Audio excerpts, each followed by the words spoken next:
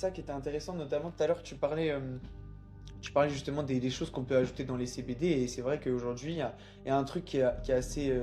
Enfin, il y a plein de choses qui peuvent ajouter pour rendre le produit dangereux, notamment, bah, du coup, on va avoir les molécules de synthèse, comme j'en ai parlé, mais il y a des produits naturels, typiquement, où bah, justement, les producteurs vont utiliser du PGR, donc c'est un engrais chimique, tu vois, et c'est ça, justement, cet engrais-là qui va permettre une meilleure croissance, notamment, qui va t'apporter en fait ce mal de crâne de fou que tu peux avoir quand tu fumes du CBD. On va Mhm. avoir également un autre truc, les sprays de terpènes. Donc, les terpènes, si vous savez pas ce que c'est ce qui donne le goût, les odeurs et qui participe aux effets que vous ressentez quand vous fumez. Bah ça, on a des sprays de terpènes parce que les produits, ils sont poussés avec du PGR, donc ils n'ont pas d'odeur, ils sont dégueulasses. Et on va mettre un petit spray de terpènes pour que du coup ton produit il sente bon.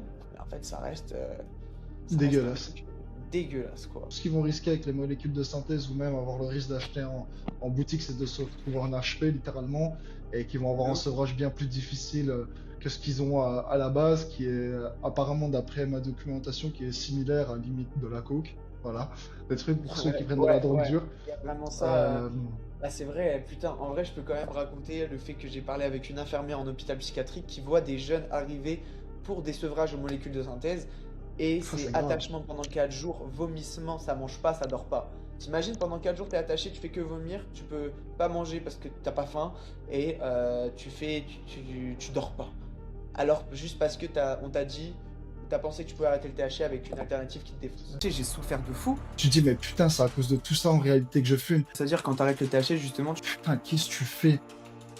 dois te confronter à qui t'es vraiment.